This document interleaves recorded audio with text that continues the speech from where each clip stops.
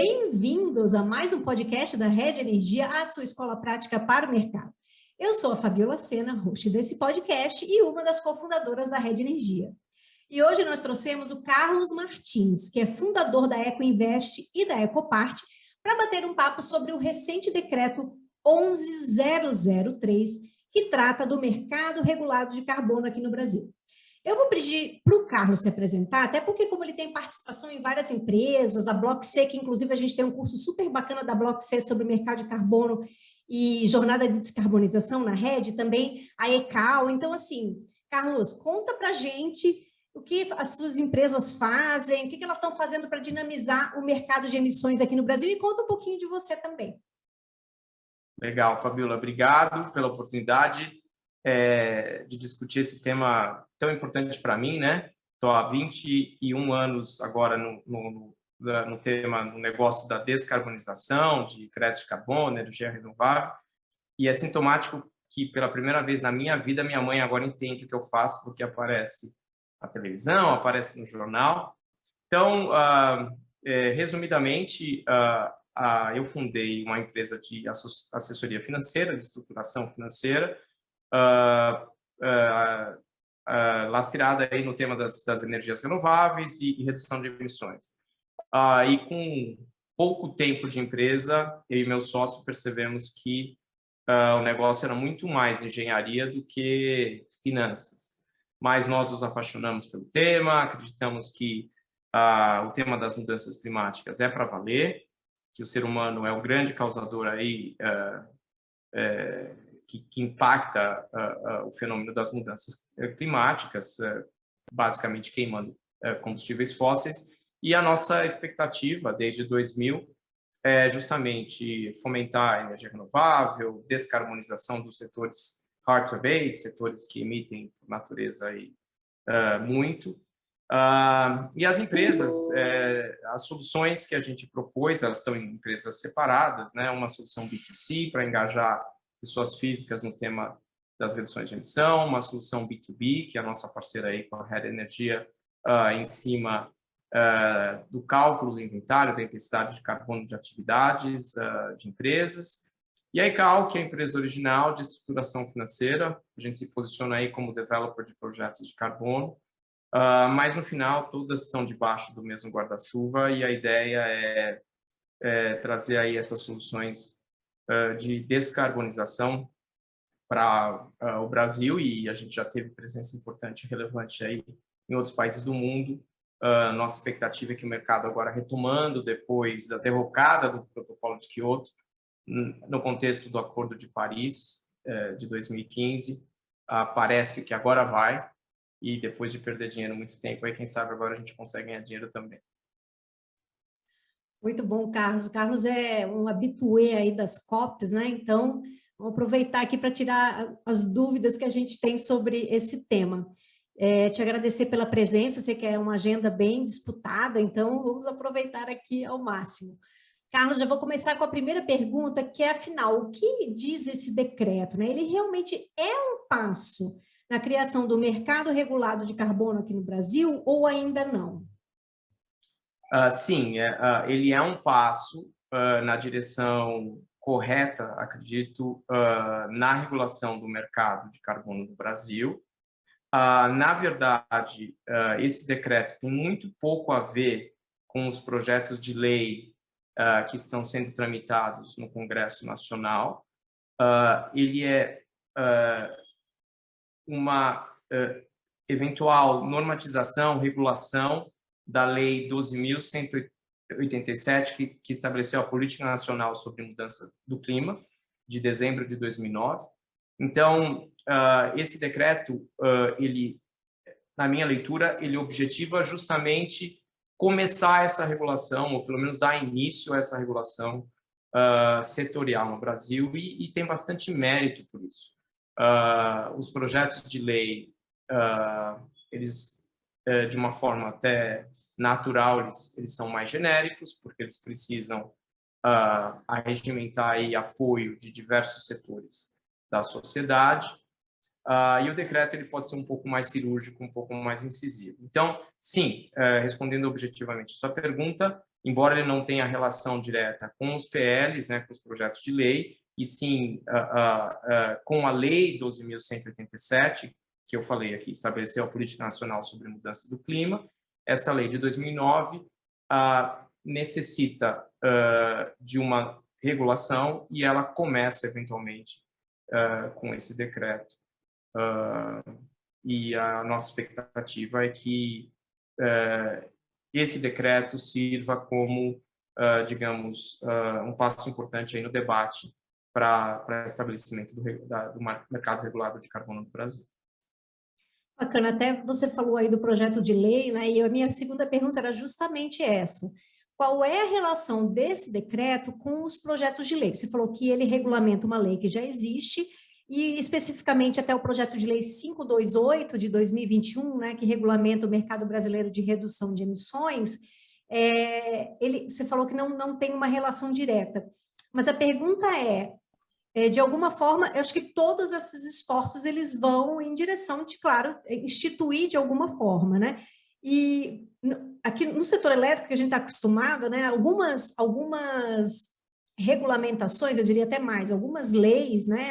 Elas vêm via medida provisória, às vezes elas conseguem vir como uma norma infralegal, como um decreto. Então, a gente está acostumado, como o meu setor não é o setor de mercado de carbono, climático, então, a minha pergunta é justamente se isso também é algo comum, né? Você tem um projeto de lei rodando, mas você começa com outras iniciativas vindas do executivo, né, de outras, seja uma medida provisória, um decreto, para justamente acelerar esse processo, né? Então, você vê algum risco, tem algum impacto, ou essas coisas realmente não conversam entre si? Eu vou aproveitar o seu gancho para colocar aqui uma preocupação para quem é do setor, e eu também, você sabe, tenho experiência no setor elétrico, como investidor originalmente aí, em renováveis, nas eólicas e tal.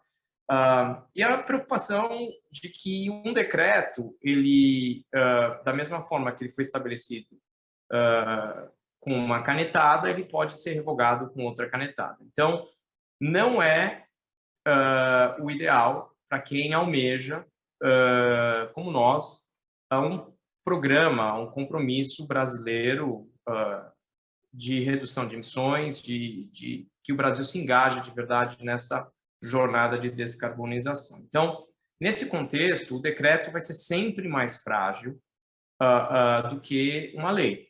De novo, esse decreto, ele regula um item da lei 12.187. Então, eu acredito que sim, o decreto acaba esclarecendo pelo menos as motivações do Executivo Federal no momento em que ele é promulgado. Isso abre todo um compromisso setorial, a gente vai abordar isso daqui a pouquinho no momento apropriado, mas então o decreto tem esse mérito. Mas, de novo, uma lei, ela é naturalmente muito mais forte, ela exige toda uma negociação do Congresso, e no final o legislador é o representante do povo brasileiro. O executivo, claro, tem o seu poder definido em lei, mas eu espero que esse decreto acabe de alguma forma motivando o Congresso Nacional a aprovar um projeto de lei específico para a criação desse marco regulatório do mercado de carbono no Brasil. Esse ponto que você traz da segurança jurídica, né, de trazer mais conforto para os investidores, porque, de fato, o mercado de carbono ele é algo que impacta todos os setores da indústria, né? Então, você tem aí os compromissos, não é apenas um setor. E até eu ia perguntar na sequência, o que são, afinal, esses planos setoriais, né? Eu já li várias vezes se fala em planos setoriais. O que vai ter dentro desses planos? Eles ainda não existem, né, Carlos? Não, eles não existem, mas deixa eu aproveitar o seu segundo gancho aqui. Para que essa lei, né? Então, os acordos do clima desde a primeira Conferência das Partes da ONU, os acordos do clima, eles são acordos com objetivo legítimo, multilateral, né? Os países sentam na ONU, tipicamente, e concordam que mudanças climáticas é para valer, é de verdade, é o ser humano que está causando, então vamos reduzir emissões de gás de efeito estufa. Mas eles são acordos, num segundo momento, acordos comerciais. Por quê? Os países, e aí cada país, dentro dos seus legítimos interesses, vai forçar a negociação para preservar suas atividades econômicas, seus interesses enquanto Estado, né? Geopolítica, ou seja, estamos tratando aqui também, num segundo momento, de acordos comerciais. Então, o Brasil precisa regular o mercado de carbono, porque se o Brasil não tiver uma precificação de carbono no curto prazo, curto 2, 3 anos, os produtos brasileiros vão sofrer todo tipo de restrição em países e em regiões que puderem exercer esse poder de barganha comercial. Então, vai acabar parando na Organização Mundial do Comércio, mas o Brasil provavelmente vai perder, porque o Brasil aceitou que tinha que, de alguma forma, regular ou estabelecer uma precificação de carbono. Então, o Brasil se comprometeu ao chamado Net Zero para o ano de 2050, que é basicamente zerar as emissões, ou seja, tudo que a gente emite, de alguma forma, o Brasil sequestra de emissões de gás de efeito estufa e a data de corte aqui foi 2050. Quando o Brasil aceita esse tipo de compromisso, os Estados Unidos não vai mandar os fuzileiros navais aqui para invadir o país, é improvável, né? Pelo menos hoje eu acho improvável. Mas não é que é razoável, é completamente esperado que daqui a 5 anos, se a gente não equacionar o desmatamento ilegal na Amazônia, ou até, eventualmente, o desmatamento legal na Amazônia, se a gente não conseguir, se o Brasil não conseguir equilibrar emissões de metano na pecuária, se o Brasil não conseguir, quem sabe, colocar aí uma limitação de emissões na exploração do pré-sal em plataformas offshore, é possível, eu até arrisco dizer que é provável, principalmente no caso de desmatamento, que países, regiões como a Europa, países como Estados Unidos vão colocar aqui, bom, achei um jeito de não ter que exportar, perdão, não ter que importar a soja brasileira. Achei uma forma de criar uma vantagem comparativa para o meu açúcar de beterraba, que vem da Alemanha e emite o dobro do que o açúcar brasileiro que vem do Brasil. Então, se o Brasil não conseguir fazer essa negociação, claro, entre os poderes, né, eventualmente até o Poder Judiciário vai ter que se pronunciar com relação ao desmatamento, mas majoritariamente essa responsabilidade vai estar na mão do Legislativo. Se o Brasil não conseguir pactuar isso nacionalmente, todos os setores da economia vão sofrer. Então, aí eu volto para a sua pergunta. O que são os planos setoriais? Então, aí é uma surpresa de verdade muito positiva do decreto. O decreto não deixou ninguém de fora, ninguém relevante de fora. São 9 ou 10 setores, depende de como você quebra esses setores aí, mas todos os setores relevantes para as emissões de gás de efeito estufa no país, no Brasil, estão nominados no decreto, não diretamente, mas eles fazem referência aos setores conforme a política nacional sobre mudança do clima. Então, pecuária, que muita gente achava que não ia estar, mineração, que é um setor, a gente vai falar um pouquinho mais sobre isso, hard to abate, ou seja, hoje não existe uma tecnologia na qual você possa explorar minério de ferro sem emitir gás de efeito estufa. Produção de cimento, produção de aço, não existe tecnologia para zerar emissões desses setores, né? Então, esses setores estão todos nominados: transporte, construção civil, serviços em alguns aspectos. Esses setores vão ter que estabelecer seus planos setoriais de redução de emissão. E, de novo, voltando ao tema do marco regulatório aceito pelo Brasil globalmente. A gente está aqui debatendo trajetória, porque o Brasil já se comprometeu a ser net zero, né, emissões líquidas zero em 2050. Então, qual é a trajetória que os setores da economia brasileira se comprometem e aceitam como razoável para reduzir as suas emissões de gases de efeito estufa? Então, alguns setores vão demorar mais, outros setores poderiam demorar muito menos. Então, os planos setoriais elencados aí, como eu falei, indiretamente no decreto,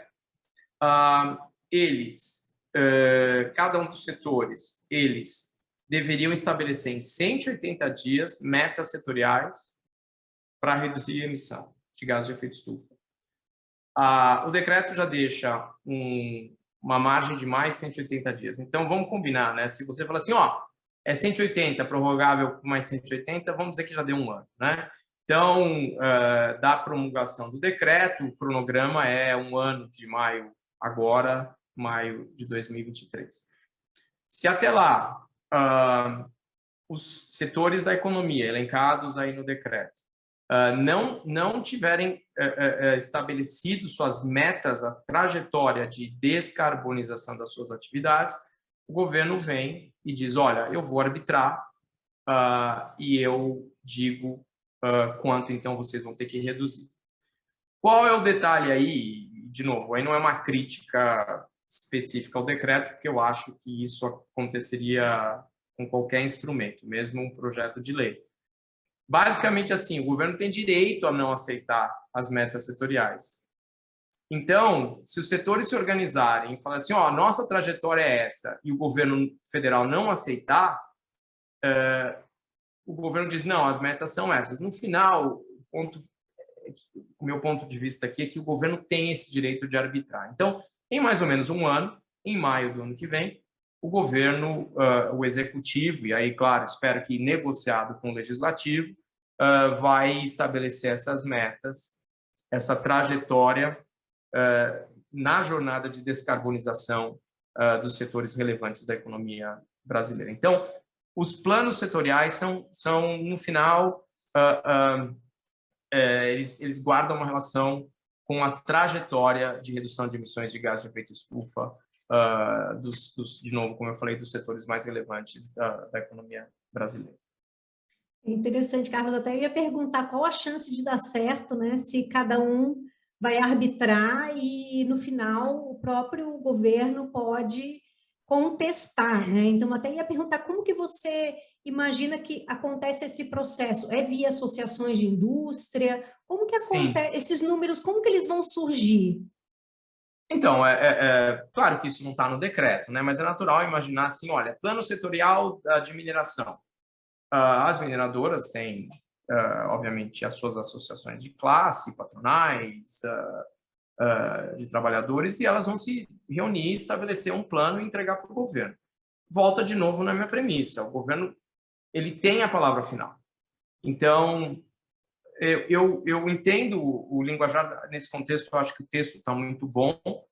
Olha, nós estamos dando a chance para vocês, setores elencados aqui no decreto, voltarem para nós em 180 dias, a gente vai prorrogar para mais 180 dias, daqui a um ano vocês tragam, por favor, os planos.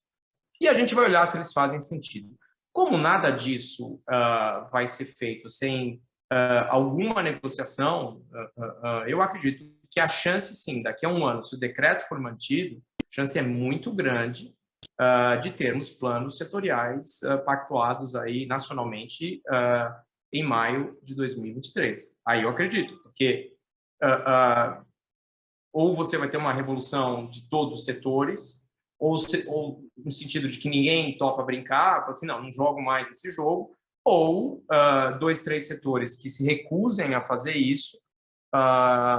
É improvável que os setores que trabalharam na criação do plano aceitem participar do mercado de carbono, e a gente teria um impasse que eu acredito bastante improvável. Imagina 8 setores propõem uma trajetória de redução de emissões, um fica de fora e esse aí se beneficia de não participar, não vai acontecer, né? Então, eu acredito sim que em 360 dias, ou mais ou menos um ano, teremos os planos setoriais bem estabelecidos.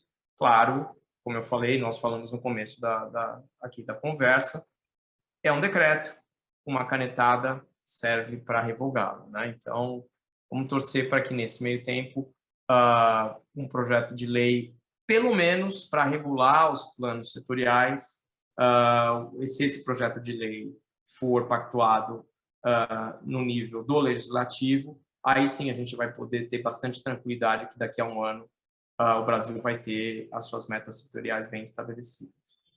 Podemos esquecer que temos uma eleição presidencial no meio do caminho. Tem mais essa. Por isso que, quando colocou 180 dias, eu entendo, né? 180 dias, pô, pessoal, começa agora, né?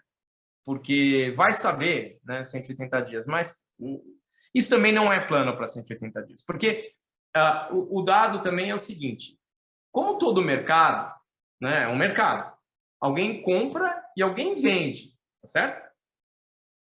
Quem vai comprar não deve estar muito feliz quando lê esse tipo de decreto, né? Fala assim, olha, eu acho que eu vou comprar. Vai tentar postergar, vai tentar diminuir o volume que ele vai ter que comprar, natural, né? Então, eu acho que, de novo, essa para deixar muito claro também os méritos desse decreto. Quando você começa a regular um item da lei de 2009, todo mundo acorda para a realidade de que isso vai bater à sua porta, né? Então, eu acredito que esse é um dos grandes méritos desse decreto. Muito bom, Carlos. Tirei várias dúvidas aqui. Aí eu sei que você é uma pessoa super internacional, né? Já morou fora e tudo. Aí eu queria agora explorar um pouquinho esse teu lado. Como que é o estado da arte do mercado de carbono fora do Brasil? Tem algum país que possa servir como referência aqui para o modelo que a gente vai adotar? Eu ouço muito falar do modelo Cap and Trade. Esse decreto já travou que vai ser esse modelo ou não? Se você puder falar um pouquinho sobre isso. Tá bom. No final, até a nossa experiência como empresa, nos poucos anos em que o mercado regulado do Protocolo de Kyoto vigorou, a comercialização dos créditos de carbono, das reduções certificadas de emissão, eram todas feitas com países ou empresas estrangeiras. Então, a origem desse mercado é, sim, de acordos bilaterais, acordos globais, onde o vendedor é o brasileiro ou países que não tinham metas de redução de emissão, com compradores de países que tinham metas de redução de emissão. Então, sempre foi nesse contexto, por isso que eu falo muito, isso é um acordo. A segunda derivada desse acordo é um acordo comercial. Tem sempre do outro lado alguém que vai comprar e vai pagar por isso, e se é um estrangeiro, ele vai falar, poxa, eu quero dar essa visibilidade, esse benefício para o vendedor brasileiro? Essa é uma dúvida importante. Então, o Banco Mundial ele publica anualmente um relatório das tendências do estágio e das tendências do mercado global de carbono. E o relatório publicado agora no começo do ano, ele elenca, o Banco Mundial coloca aí que o mundo tem hoje 65 mecanismos de precificação de carbono. Tá? O número é mais ou menos esse, porque eu, por exemplo, não concordo com... Tem lá mecanismo de precificação de carbono, que é simplesmente alguém dizendo, olha, eu vou te dar uma penalidade. Eu não sei se é exatamente esse o espírito, mas eu entendo que o Banco Mundial quer dizer, olha, 65 regiões, jurisdições, países estabeleceram regras para precificar carbono. De todas essas, a mais longeva em termos de tamanho é o European Trading Scheme, que é, no Brasil, esquema, né? Parece uma palavra feia, mas é o esquema de comércio de emissões da Europa, né? European Trading Scheme, cujo instrumento, ou seja, o crédito de carbono, é denominado European Allowance, ou seja, EUA, que significa, em tradução livre aqui, permissão de emissão. Então, este é o mais longevo e é o maior de todos. Ele transaciona por volta de 100 bilhões de euros anualmente, 90 e poucos bilhões de euros, 100 bilhões de euros anualmente. O European Trading Scheme é um sistema de cap and trade, como você mencionou. É basicamente o seguinte: entre 13 e 14 mil instalações na Europa recebem um limite de emissões. Então, instalações são, vamos lá, trazendo para o Brasil, são CNPJs que emitem, tem um volume mínimo de emissões anuais, e você, então, recebe, você é uma instalação, você é uma fábrica de plástico, você é uma central termoelétrica, você recebe, olha, sua emissão, trajetória de emissões dos últimos anos é 100 mil toneladas de CO2, eu te dou o direito, o allowance, de emitir 90 mil esse ano, porque eu quero que você reduza 10%. Então, você recebe os allowances e, no final do ano, você vai ter que resgatar esses allowances entregando, olha, fiz meu inventário de carbono, está aqui, e eu emiti 95 mil toneladas de CO2, mas eu só tenho 90. Então, eu estou descoberto 5 mil. Eu tenho que ir no mercado e comprar. Claro que você não faz isso no fim do ano, você vai fazendo durante o ano, você tem uma visibilidade. Isso serve também para quem tem superávit. Olha, eu consegui, das 100 mil que eu tinha originalmente, eu recebi 90 de permissão, do allowance, e eu vou emitir 80 mil, e tenho 10 mil sobrando, eu vendo no mercado. Então, esse é o sistema de cap and trade, que funciona muito bem quando você tem um regulador central, nesse caso a Europa, a Comunidade Europeia, a Grã-Bretanha saiu agora há poucos 2, 3 anos por causa do Brexit, mas ela aceitou continuar participando. Então, isso funciona muito bem porque, como existe, claro, acordos de livre comércio e tudo mais, você não cria uma vantagem comparativa entre os países atribuindo um preço de carbono que não seja, de certa forma, uma vantagem comparativa apropriada, devida, né? E eu vou voltar a isso daqui a pouquinho, porque isso é uma teoria do século XIX, né, da Ricardo, e eu acho que o Brasil teria que aproveitar isso, mas vamos lá, a gente já volta em 2 minutos sobre isso. O que acontece, então? Por causa dessa sofisticação aí do arcabouço regulatório da Europa, ninguém nunca questionou no nível judicial. Houve sim um dado momento em que teve a alocação demasiada de allowances, muita gente critica isso, mas foi em 2008, 2009, quando o mundo acabou, houve a crise global aí, uma recessão global, por todas as razões, a crise financeira de 2008, 2009. Então, um monte de planta fechou, você fala assim, eu podia emitir 90 mil, mas eu fechei a planta, emiti 20 mil. Então, sobrou allowances no mercado e eu não posso culpar o regulador por não prever a crise que acabou ocorrendo. Então, eu acredito que o Brasil, em algum momento, vá sim se inspirar nesse arcabouço regulatório da Europa, e é sintomático que a gente tenha começado pelos planos setoriais. Porque quando você põe os planos setoriais, você consegue dizer o seguinte, olha, a termoelétrica a carvão, eu vou pôr uma trajetória de descarbonização no setor elétrico e eu consigo pegar a empresa de planejamento energético e falar assim, isso dá para desligar daqui a 10 anos, isso dá para desligar daqui a 5 anos. Então, os planos setoriais servem bastante para isso, né?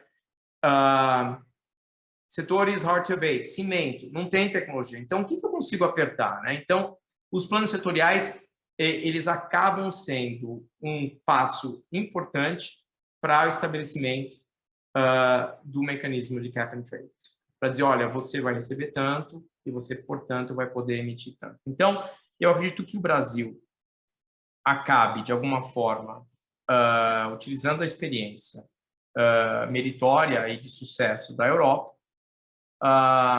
e que esse vai ser o mecanismo que vai prevalecer no Brasil. A gente ainda está a 2 anos, pelo menos, de distância do estabelecimento deste mecanismo, que pode não ser esse, mas eu acredito que o Brasil vai se espelhar, sim, na experiência de sucesso da Europa. E aí, aproveitando o gancho, existe um tema interessante a ser debatido, que é a natureza do crédito de carbono no Brasil e na Europa. A Lei 12.187, né, que eu já mencionei aqui algumas vezes, que é a Política Nacional sobre Mudança do Clima, de dezembro de 2009, é uma lei que estabelece, no artigo 9º, que o crédito de carbono é um valor mobiliário. O brasileiro adora dar dinheiro para banco e para instituição financeira. Então, eu peço aos tubarões do mercado financeiro, a audiência qualificada aqui da Red Energia, da Fabiola Sena, que saiam, deixem o plâncton do crédito de carbono, por favor, porque é totalmente desnecessário a CVM regular o mercado de carbono. Não é necessário. Eu entendo, o Brasil tem diversas deficiências em termos de governança, em alguns aspectos a gente pode falhar, digamos, na integridade por exemplo, colocar uma legislação para funcionar no rigor da lei. Eu entendo que, por exemplo, nesse contexto, a CVM é uma reguladora firme, que poderia trazer bastante credibilidade para o mercado de carbono, mas o que acaba acontecendo é que a gente cria uma situação onde as instituições financeiras cobrarão um pedágio em cima do crédito de carbono, que não é necessário e não é assim que funciona, por exemplo, na Europa. O crédito de carbono na Europa é um instrumento financeiro que é exatamente como foi denominada a natureza aqui no decreto 11.075, o decreto agora do mercado de carbono, e eu acredito que é o que deveria prevalecer. Me preocupa porque, óbvio, de novo, o Brasil tem uma história de eventualmente facilitar ou acabar por uma questão de querer regular em demasiado atividades econômicas, criar esse tipo de custo desnecessário para esse, no caso aqui específico, o mercado de carbono.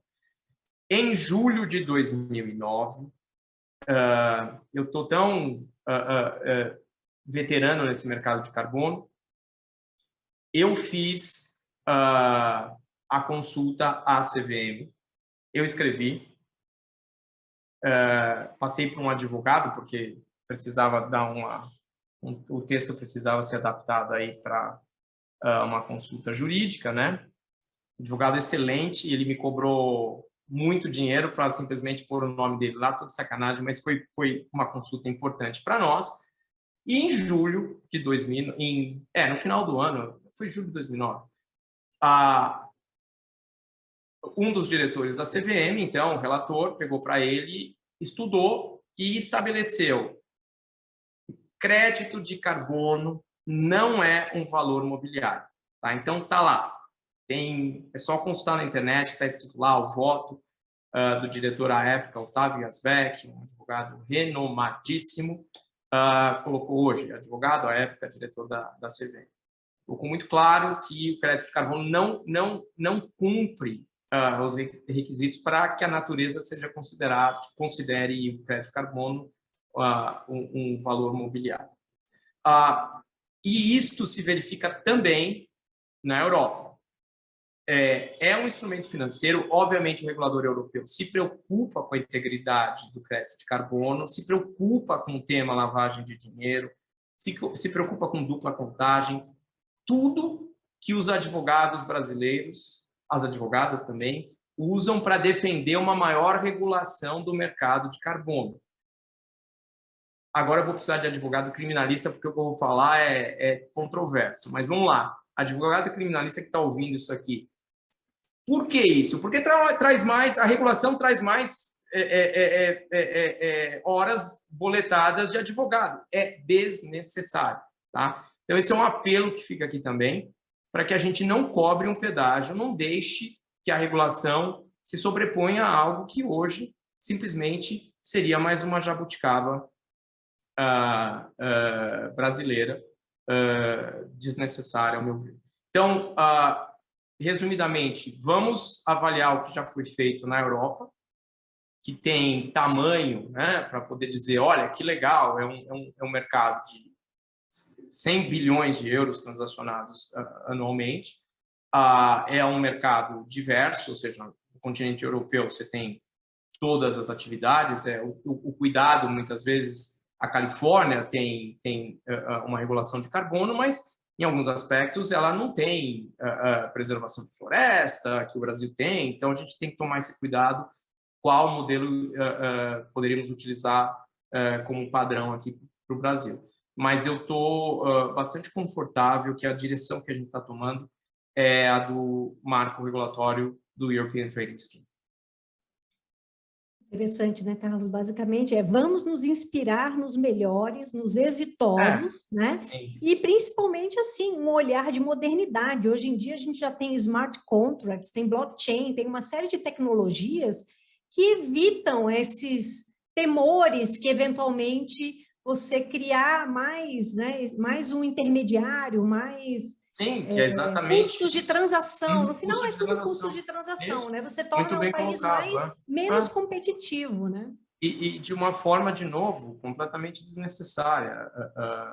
O exemplo até é um exemplo importante, o RenovaBio, que é um plano, né, do Estado brasileiro para reduzir emissões do setor de combustíveis fósseis de transporte.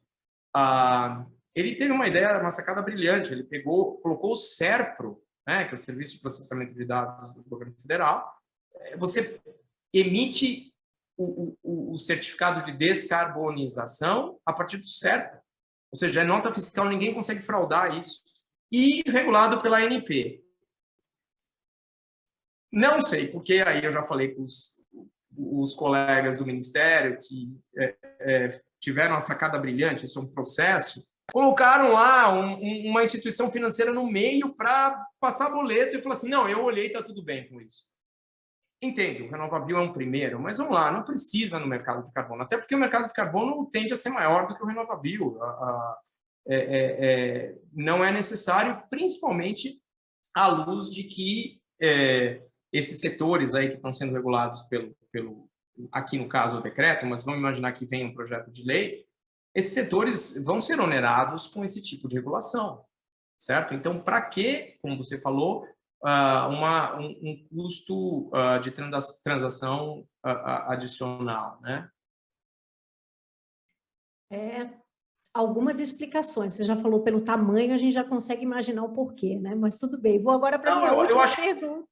De novo, não, até deixando claro aqui, é muito devido à capacidade de execução do setor financeiro. Parabéns. Agora, vamos lá, a gente já viu que não precisa, então não vamos fazer, né? É mais ou menos isso que eu peço aí toda vez que eu tenho uma reunião. Eu até coloco assim, ó, eu estou aqui para defender o povo brasileiro, não precisa colocar a regulação da CVM em cima do ativo crédito de carbono. Vamos ficar atentos, então, nesse projeto de lei nas próximas etapas. Carlos, tenho uma última pergunta para você. Afinal, o que você acha que falta para o Brasil ter o seu próprio mercado regulado e quanto tempo a gente leva para ter um mercado operacional? Você tem as suas apostas aí?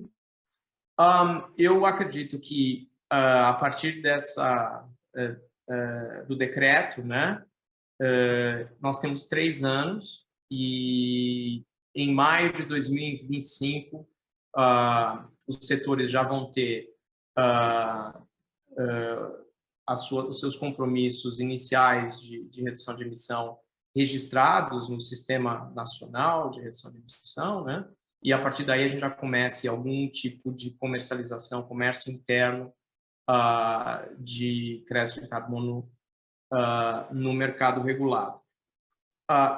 O que é bastante diferente do que, inclusive, foi proposto no PL 258, perdão, isso, né? 528, né? Eu falei. É 528 e eu falei o número do decreto errado, é 11.075. Eu falei 11.075. Na hora eu falei, bom, acho que essa parte depois a gente fala, mas sim, PL 528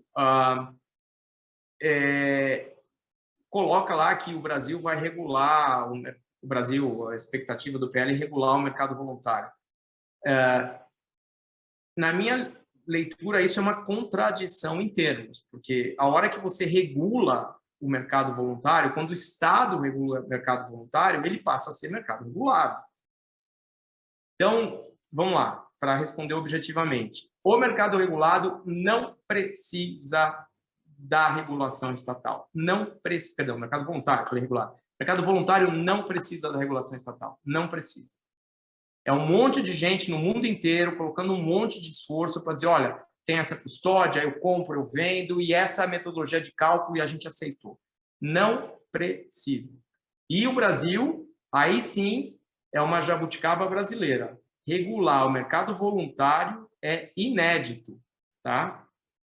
Eu estou falando isso, eu não sou historiador, talvez tenha em outros países, mas a hora que você regula o mercado voluntário, ele virou regular. Então, a gente vai nesse trilho lançado agora pelo decreto, em 3 anos, se a gente contabilizar 1 ano aí de metas setoriais, 1 ano as empresas monitorando, em 3 anos vai ter comércio de emissões. Claro que eu estou sendo otimista, mas eu quero acreditar que a gente consiga fazer isso. Muito legal, Carlos. Nosso sistema realmente é muito interessante e eu queria relembrá-los, né, que a Block C faz um trabalho aí de inventário, jornada de descarbonização, então quem tiver interesse pode procurar, né, Carlos? Lá no site de vocês tem um contato. Sim. E o pessoal pode te adicionar no LinkedIn também, né? Você sempre está aí envolvido com todos esses eventos relacionados à descarbonização, então sempre acompanha onde o Carlos está, a gente precisa saber onde ele anda para a gente acompanhar o que está acontecendo aí de relevante no Brasil em termos de redução de emissões. Não, eu de verdade, como eu falei no começo, e você sabe que é muito importante para mim validar e debater, em alguns aspectos aqui, afirmações bastante fortes que eu tenho feito recentemente, e eu preciso da sua audiência qualificada, pessoas como você, que desafiem essas premissas. E, claro, se eu estiver errado, espero não está muito errado, mas a minha obrigação vai ser mudar de opinião, né? E ajustar a minha opinião conforme essa jornada aí de estabelecer o mercado regulado brasileiro, que a sociedade brasileira compre essa briga junto com a gente.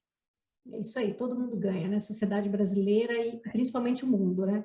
Carlos, super obrigada mais uma vez, a nossa parceria com a Block C, que seja muito longeva, a gente adora ter vocês com a gente falando, a gente tem um outro podcast também com a Melissa, que é uma grande especialista, né, em clima, depois vocês procurem aqui, ou então a gente pode deixar também o link para facilitar a vida, mas é um dos primeiros aí podcasts que a gente tem aqui no Redcast. Te agradecer de novo pelo teu tempo, foi ótimo. E quando tiver qualquer update, ano que vem, pelo menos, quando saírem os planos setoriais, a gente quer de volta. Não, a gente fala assim, não, no segundo semestre já deve ter alguma coisa, vamos ver nesses 180 dias, alguma coisa vai acontecer, a gente fala de novo. Isso, então 180 dias a gente marca um novo Redcast. Marca um novo. É isso aí. Muito obrigada. Obrigado, Fabiola. Até a próxima. Obrigado, tchau.